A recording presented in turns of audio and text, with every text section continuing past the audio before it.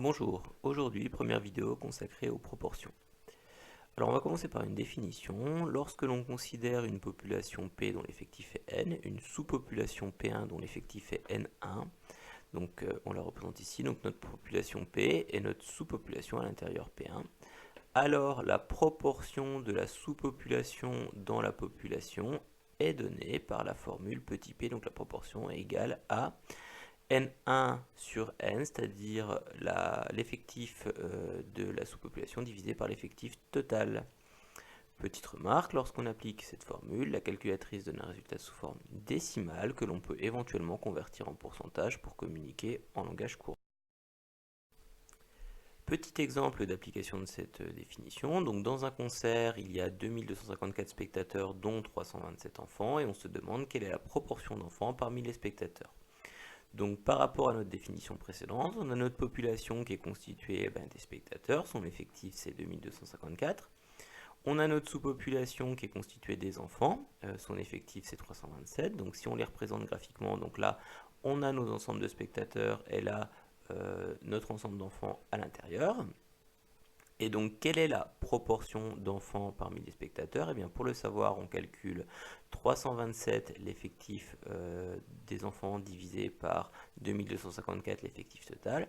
La calculatrice nous donne 0,145, ce qui veut dire que la proportion d'enfants parmi les spectateurs est d'environ 0,145. Alors on fait très attention, cette proportion ici est donnée sous forme décimale, et si on veut l'obtenir sous forme de pourcentage, eh bien on décale notre virgule de 2 rangs vers la droite, ce qui nous donne 14,5%.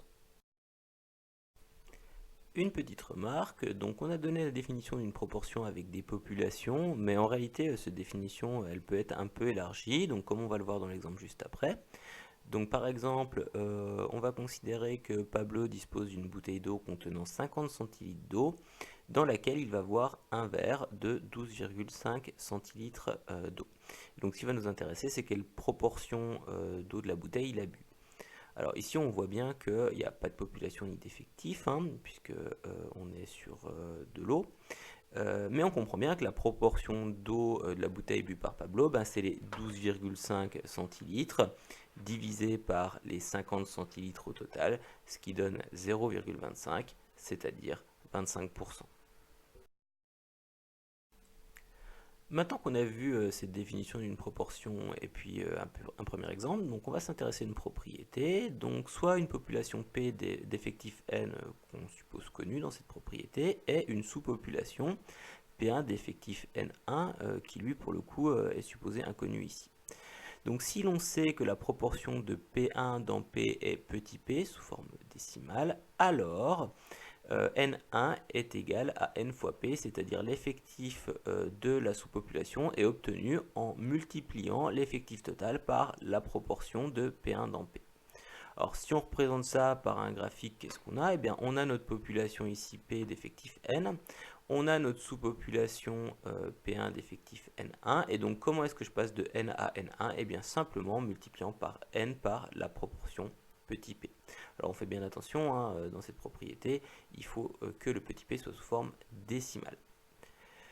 Une démonstration de cette propriété qui est en fait assez simple, puisque d'après la définition d'une proportion, petit p est égal à n1 sur n, l'effectif de la sous-population divisé par l'effectif total. Et si on fait un simple produit en croix, on obtient n fois p égale n1, donc ce qui nous démontre notre propriété. Un petit exemple pour illustrer notre propriété. Donc dans un groupe de 15 amis, 80% jouent aux jeux vidéo et on se demande combien cela représente-t-il d'amis. Alors par rapport à notre propriété précédente, donc notre population totale c'est les 15 amis, donc n égale 15.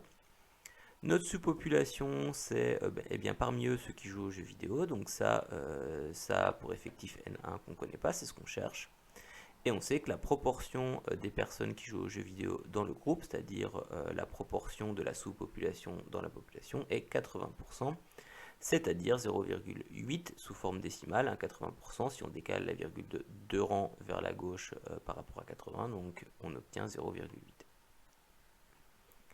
On illustre ça par une petite figure. Donc ici, on a notre groupe de 15 amis, on a notre sous-population de ceux parmi eux qui jouent aux jeux vidéo. Et donc, comment est-ce que on obtient l'effectif de cette sous-population? Eh bien, comme on l'a dit dans la propriété précédente, en multipliant l'effectif total par la proportion de la sous-population dans la population. Donc ici, on calcule N1 en faisant N1 égale 15 fois 0,8, ce qui nous donne 12. Donc, il y a 12 amis qui jouent aux jeux vidéo dans ce groupe.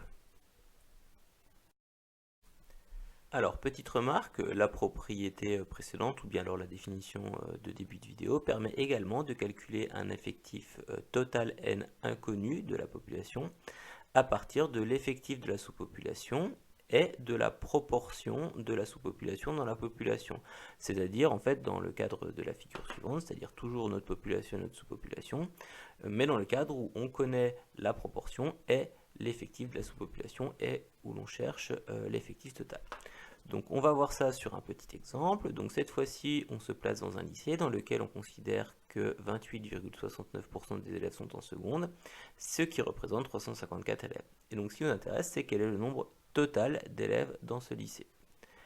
Alors la population est l'ensemble des lycéens, donc son effectif total, enfin cet effectif total N est inconnu. La sous-population qu'on considère ici, eh bien c'est l'ensemble des élèves de seconde, dont on connaît l'effectif, N1 égale 354. Et la proportion d'élèves de seconde, donc la proportion de la sous-population parmi tous les élèves, donc parmi la population, est 28,69%, c'est-à-dire sous forme décimale 0,2869.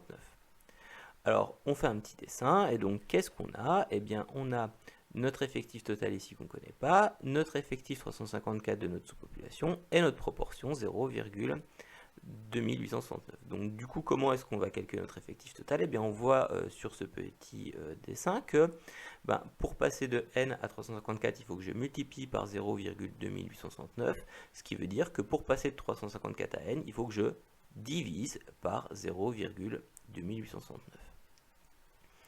On fait ce calcul et on obtient 1234 élèves dans ce lycée, et donc c'est l'effectif total des élèves du lycée.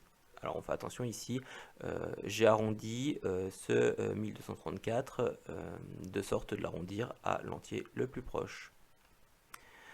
Dernière remarque, dans toute cette partie de cours, on peut aussi procéder avec des produits en croix, mais comme on le verra dans les vidéos suivantes, il faut s'habituer à manipuler ces formules qui sont plus simples d'utilisation et particulièrement utiles dans la suite.